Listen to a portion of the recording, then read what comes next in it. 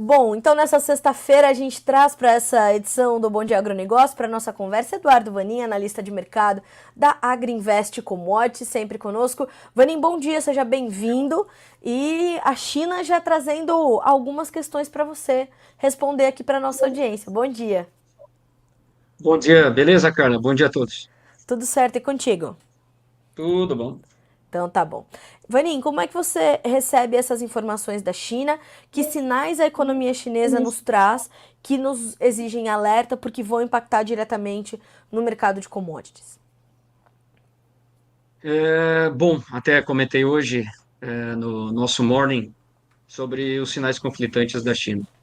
De um lado, você tem serviços até melhor, mas ainda refletindo o outubro que foi, lembrando, no começo desse mês de outubro nós tivemos o Golden Week, foi praticamente 10 dias.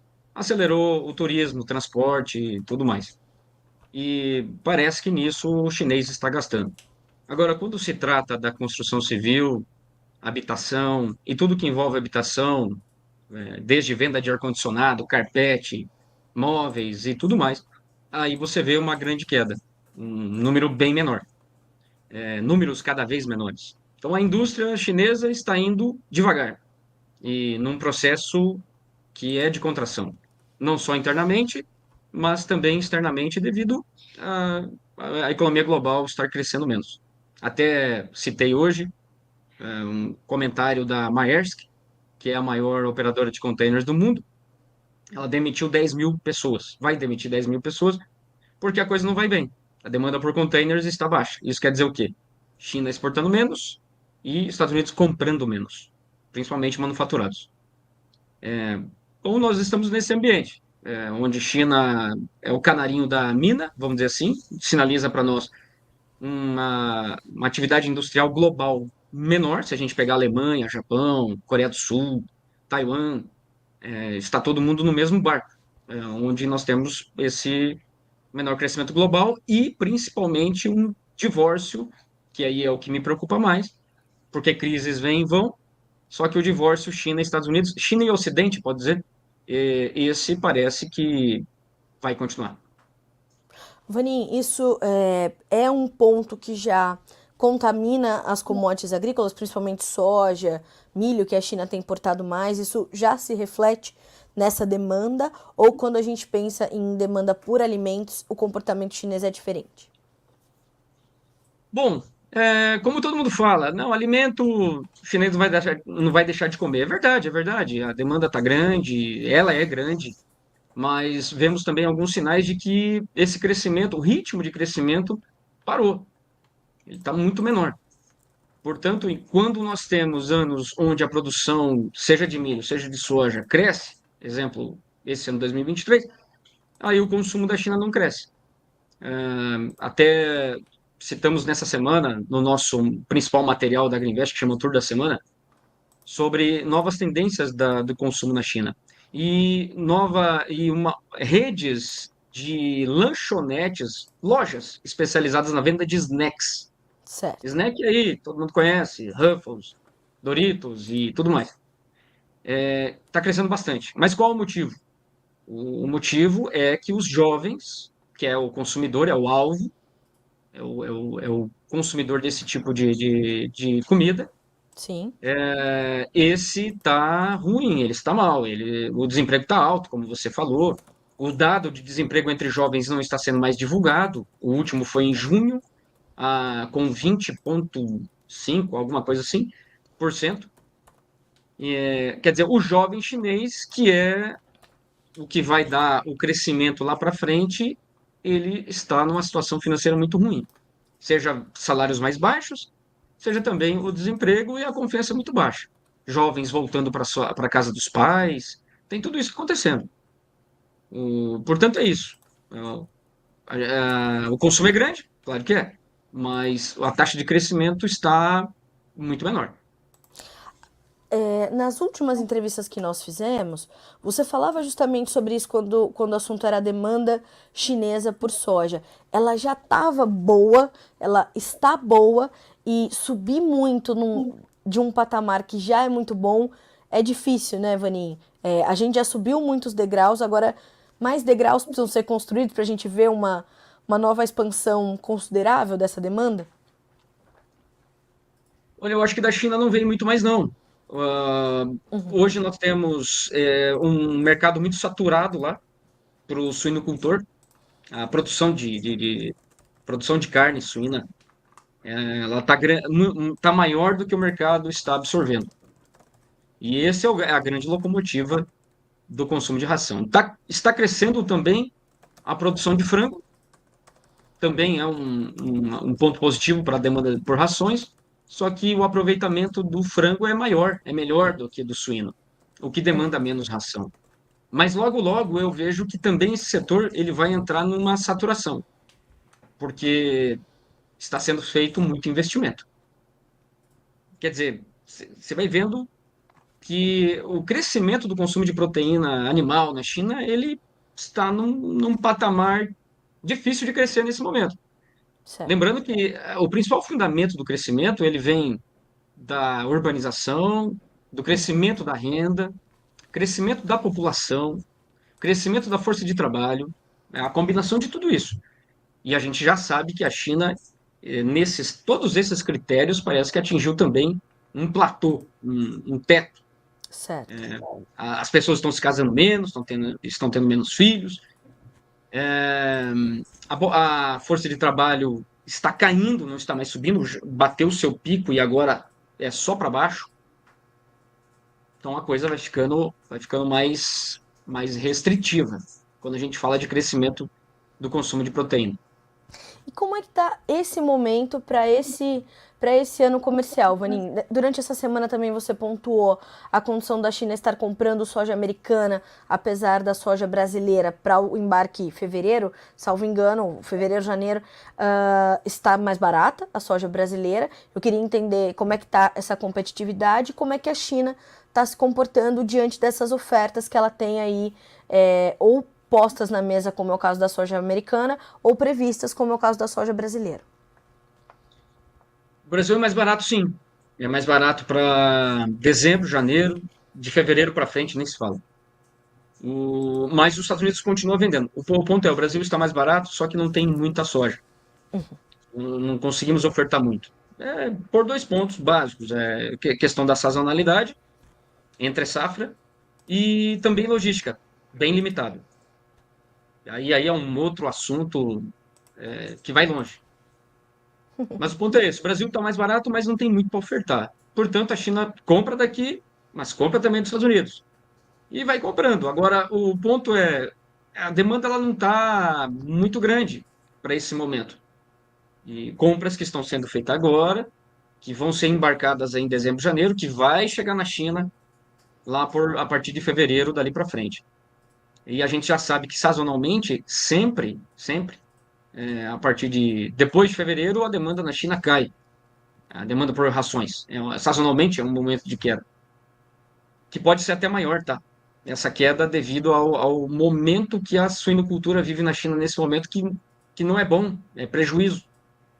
O ano inteiro de prejuízo, só um mês foi de resultado positivo. A China ela precisa diminuir a produção de suíno, precisa reduzir a população de matrizes. Inclusive, essa tem sido a recomendação do ministro da Agricultura, falando que precisa diminuir mais ou menos 1,5 milhão de cabeças de Olha só. matriz. Portanto, menos produção de leitão, menos consumo de rações. É isso que a gente pode ver depois do feriado lunar. Ivanin, como é que eles estão de estoques? Eles estão tranquilo para fechar 2023, começar 2024 com essa soja que começa a chegar ali a partir de fevereiro, com essas compras que estão sendo feitas agora, para serem embarcadas em janeiro e tudo mais? Como é que eles estão de estoques? Como é que a gente olha para farelo? Como é que a gente olha para esse complexo soja lá na China nesse momento versus essa demanda que está um pouco mais estagnada agora? A gente tem que entender o estoque da China como um estoque em livro, né? Quer dizer, não é só o estoque lá. Se a gente pegar o estoque nos portos, é pequeno, caiu de novo, está por volta de 4 milhões e 700 mil toneladas. É pouco. Se você pensa que a China tem que esmagar 2 milhões, 2,1 por semana, daria para 2 semanas. Mas não é essa a correta leitura. A correta leitura é quanto que a China já tem comprado. Soja que vai ser embarcada. Média, não tem nada demais, nem para baixo, nem para cima. Comprou bastante para embarque em outubro, essa soja vai chegar dezembro, janeiro, e por isso o chinês está tranquilo. Não, eu vou ter bastante soja em dezembro, janeiro, para esmagar, soja já é, posta na China, Uhum. não há uma grande preocupação. Não está nem lá, nem muito, nem pouco, está dentro de uma média, e, portanto, não mexe muito nos preços. E você tem origens ofertando. Então a China não cresce na sua demanda, mas você tem origens ofertando. Exemplo, o Brasil, o Golfo, o canal do Golfo tem que estar ofertando. O PNW é o mais agressivo agora, devido à logística mais barata. A Certo. Argentina está começando a vir a ofertar bem agressiva. Maio, junho, julho, bem agressivo. E aí vai concorrer com o Brasil. E isso já está acontecendo. Indo bem a safra na Argentina, a produção vai ser grande, vai acabar sobrando um tanto aí, 5 até 8 milhões para exportar. Vai concorrer com o Brasil. Então é Vaninho, o isso, tá? mercado, Tem mais oferta, tem mais gente ofertando do que uma China querendo alongar muito suas compras. o mercado já absorveu isso, Vaninho? Os preços da soja como estão hoje, os preços do farelo, eles estão respondendo a essa composição de fatores, mais oferta e uma China comprando igual, se a gente pode dizer assim? Não. Bom, Chicago foi, voltou, está mais ou menos no mesmo lugar, perto aí dos $13 o bushel. E os prêmios recuaram, mas estão se mantendo mais ou menos também no mesmo nível. Por exemplo, agora a safra velha sendo ofertada a posto China na casa dos $1,80 acima de Chicago. Tá por aí. O ponto é o seguinte, a oferta do Brasil. Esse é o ponto que vai definir se nós vamos ter preços acima, tanto prêmio quanto Chicago, ou até menores. E a oferta no Brasil, nos próximos 15 dias, é crucial. E o chinês também está no mesmo barco. Tá no mesmo barco, porque se houver. O Brasil, uma coisa que a gente tem que entender é o seguinte: o Brasil realmente está crescendo muito e tomando o mercado, um share do mercado cada vez maior. Soja, milho e também o algodão. Eu não fico de olho no algodão, mas vai crescer a área, nós vamos acabar exportando mais, Certo. crescendo. Então é o seguinte, falando de soja, esse é o ponto. O Brasil é agora o grande player. Se o Brasil tem algum problema em termos de produção, logística, etc. e tal, a dependência do Brasil é tamanha que daí você não vai ter ninguém capaz de suprir rapidamente o Brasil. O mesmo vale para o milho. Pensando safrinha 2024, Uhum, que nós estamos aí vendo que vai ser menor a produção. uhum. Produtividade, área, tudo. O... Portanto, o Brasil sendo cada vez mais importante, tanto pode jogar o mercado para cima ou, aliás, jogar o mercado para baixo, como também pode jogar o mercado para cima. E no caso da soja, é agora. Esses próximos 15 dias tem que realmente trazer condições melhores lá para o norte, principalmente, Mato Grosso, Tocantins, pedaço de Goiás, Mapitobá, como geral, tem que começar a chover, porque vai começar a plantar. Aqui no Paraná atrasou, perdeu o ritmo por excesso de chuva e vai ser mais uma semana de muita chuva. Portanto, o Brasil não está bem igual 2022 para 23. Sim. Em 2022, era difícil encontrar um produtor falando assim: "Poxa, não tá bom aqui". Era difícil. E esse ano tá difícil encontrar quem fale que está bom. É verdade. Isso. Na verdade, a maioria reporta algum tipo de problema, seja de excesso de chuva, seja de falta, atraso e etc, etc. Então, o ponto crucial para o mercado, nesse momento, não é a demanda da China. A demanda está aí, não vai para cima nem para baixo, tá tocando. A China não está alongando as compras e tudo mais. Eu acho que Portanto, dá, o ponto definidor é os próximos 15 dias, essa situação climática brasileira. Eu acho que dessa forma a gente consegue responder, pelo menos parcialmente, o Thiago Pandolfo, que diz assim, ó, por que vocês falam que a demanda será fraca se já exportamos 93 milhões e meio de toneladas de soja e vamos passar facilmente de 100 milhões? Isso é demanda fraca? A gente não está falando em demanda fraca, né, Vanin? Mas a gente está dizendo de uma demanda que não cresce em ritmos que nós víamos a demanda crescer nos últimos anos. É uma quase que uma estagnação. Como você falou, é um teto. Isso não quer dizer que é baixa, né? Sim, como é que é o nome dele? Thiago Pandolfo. Pô, Thiago, é o seguinte, é verdade, você está coberto de razão. Até o final de novembro, se tudo correr bem com a logística, vamos embarcar 97 milhões. Vamos passar de 100? É, pode ser. 100 milhões é meu número. Só que não esqueça do seguinte, o Brasil exportou 100. E quanto os Estados Unidos deixou de exportar? Até dezembro. Nós vamos chegar lá no final de dezembro, provavelmente com os Estados Unidos com 8 milhões e meio a menos. Nós tomamos mercado. E isso para Chicago não é bom. Só não caiu Chicago, tá bom? Porque a produção americana é 12 milhões menor. No ano que vem, nada garante que ela vai ser menor de novo. Portanto, em um mercado onde o Brasil colhe bem e os Estados Unidos também, aí você vai ver o resultado. Aí o Brasil vai exportar mais, sim, a detrimento dos Estados Unidos. Para Chicago, é baixista.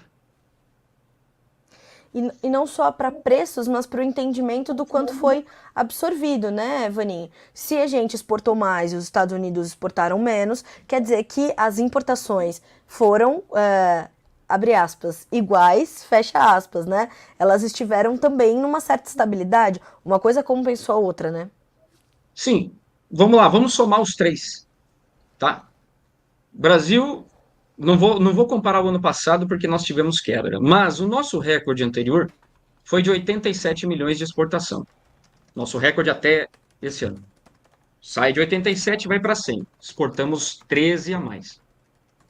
Argentina, que potencialmente numa safra boa exporta 8 milhões, esse ano não deu nem 3 milhões. Então temos 5 milhões de diferença. E os Estados Unidos com 8 até 9 a menos. Ficou zero. Brasil 13 a mais, Estados Unidos 8 a menos e Argentina 5 a menos. Não saiu do lugar. Num ano onde você vai ter uma. E como eu falei, a Argentina já está ofertando agressivamente maio, junho e julho do ano que vem. Mais barato que o Brasil. E se os Estados Unidos, então, na próxima safra, vem com um aumento de área, o que é provável.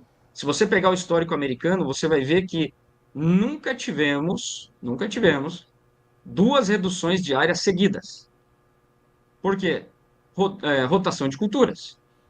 Os Estados Unidos deve vir com um aumento de área de soja sobre esse ano, essa safra 23, 24. Quanto vai ser? Vamos ver. Mas é provável. Então é Bom, isso. Nós temos um Brasil que cresceu e os outros diminuíram. Na soma, ficou zero. certo. O André Marques diz o seguinte: bom dia, prêmios negativos, menos 100 abaixo.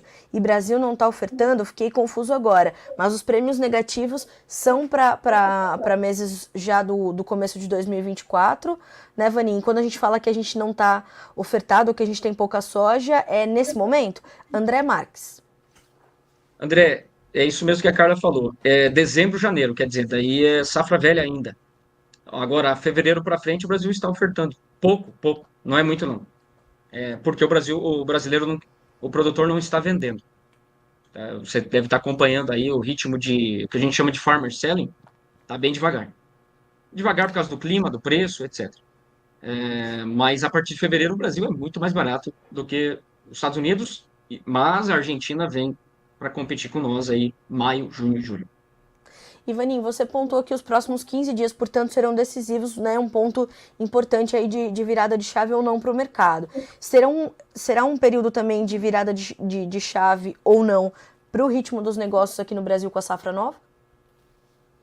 Sem dúvida. Aliás, se tivermos problemas sérios, falando de produção, temos que ver duas coisas. Primeiro, numa planilha, se você joga estado por estado e reduz do Mato Grosso um pouco, Tocantins, e aumenta do Rio Grande do Sul, talvez você chegue que o Brasil não vai ter quebra, vai ficar 0-0. O Rio Grande do Sul neutralizaria uma quebra, por exemplo, se ela houver, tá bom? Não estou falando que há uma quebra, temos ainda tempo, mas só simulando uma quebra, por exemplo, 5 milhões lá em cima, mais 5 aqui embaixo. Só que no frigir dos ovos, no final das contas, é muito diferente. Apesar de na planilha ficar 0-0, se você tem uma quebra lá em cima, é a primeira soja a ser esmagada e é a primeira soja do nosso programa de exportação.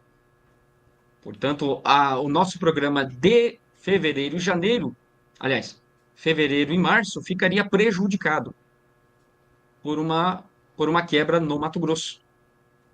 É bem diferente de uma soja gaúcha, Sim. onde ela vai entrar a partir de maio. E tem outro ponto, que é mais importante ainda. Quem vende primeiro e quem avança mais rápido, sempre, sempre, é o Mato Grosso. Tocantins, parte de Goiás.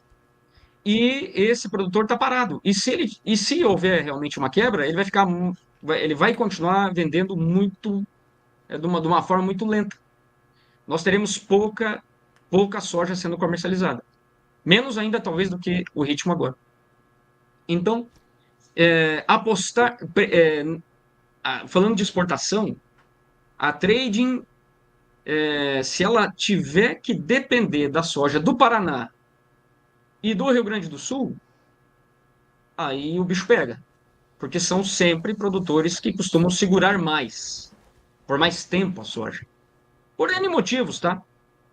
Capitalização, né? O produtor mais capitalizado, e também as cooperativas que acabam não cobrando a armazenagem do produtor aqui no Paraná principalmente. Lá no Mato Grosso, Goiás, não tem isso, Tocantins.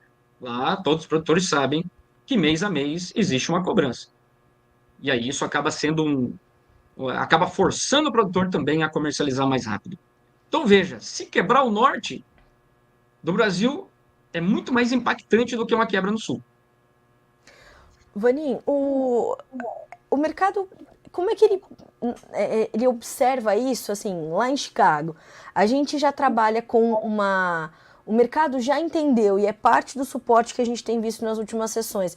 Essa preocupação com um possível atraso da chegada dessa soja, exatamente como você está descrevendo, o mercado encontra espaço para manter sua trajetória de alta nos preços, baseado nesse temor de um atraso dessa nova oferta da soja brasileira, em especial dessas regiões que você acabou de citar. Essa realidade é absorvida facilmente pelos traders lá em Chicago? Não, ainda não. Como nos faltam dados, por exemplo, se tivéssemos um USDA no Brasil, fazendo o trabalho que ele faz lá, provavelmente nós teríamos preços muito mais altos. Falando de Chicago, tá? Prêmio também. Quer dizer, a falta de informação é um problema, porque nós teríamos progresso de plantio atrasado. E se o Brasil já estivesse levantando condições das lavouras, também não estaria bom. Muito, Sim. muito pior do que foi a temporada passada. Como não há esses dados, não temos, aí o mercado fica esperando outros indicadores, que ainda não vieram. Eu diria que Chicago ainda não precificou nada, nada de um possível problema no Brasil. Não estou dizendo que esse problema vai acontecer. O único ponto que eu ressalto aqui é o seguinte, como eu falei ali no começo, esse ano está difícil achar produtor que fale que está bem. Isso é um indicador. Tá bom? O Farmer Selling também é um indicador. Não está andando.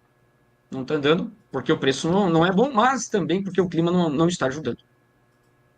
Eu Bom, diria que Vanim, Chicago ainda pois não está precificando essa realidade. Bom, Vanim, para a gente encerrar a semana, o que a gente vai ter que olhar na semana que vem? A semana que começa já no domingo à noite, 9h30 da noite, tem Chicago reabrindo, retomando seus negócios. É clima na América do Sul e é isso que domina as discussões nesse momento? Ou tem mais alguns sinais de alerta que a gente ainda não tratou aqui, mas que segunda-feira todos os olhos estarão voltados para esses sinais também? Sem dúvida nenhuma. O clima. Como é porque tem chuvas previstas para o norte do Brasil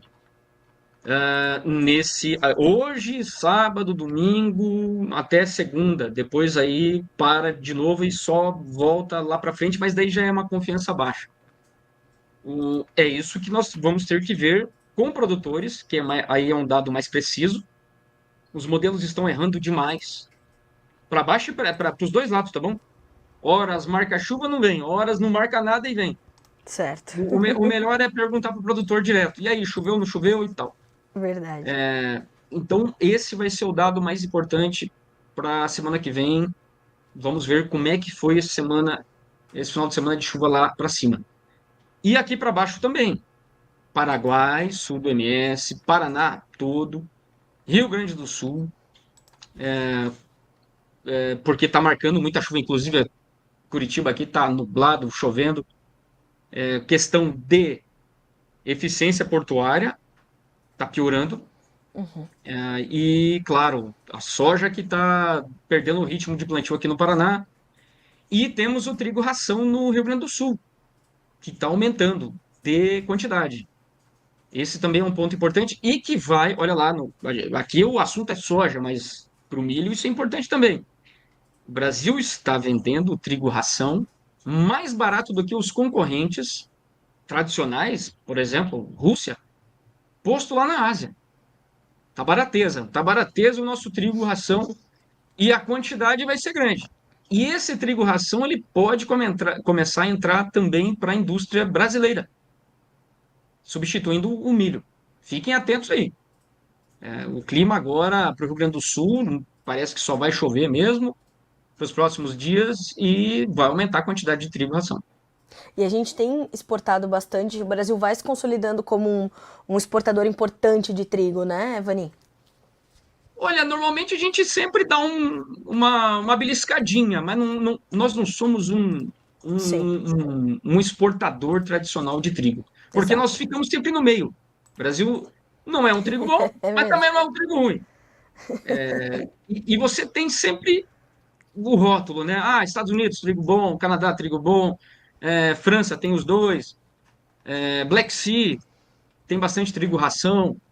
E o Brasil ele exporta muito quando o trigo é ruim, igual esse ano. Muita chuva, pá, pá, pá, pá, vai ter trigo ruim no mercado e esse trigo acaba entrando. E esse ano vai ser bastante. Bom, vamos monitorar isso também. Eduardo Vanin, obrigada mais uma vez pelo tempo, né, por responder aqui a nossa audiência, principalmente. E as portas estão sempre abertas para você, para todo o time da Greenvest. Bom final de semana. Segunda-feira tem mais, né, Eduardo Vanin? Obrigada, meu amigo. Tem mais. Beleza, então tá bom, Carla. Um abraço a todos e obrigado novamente pelo convite. Nós é que agradecemos.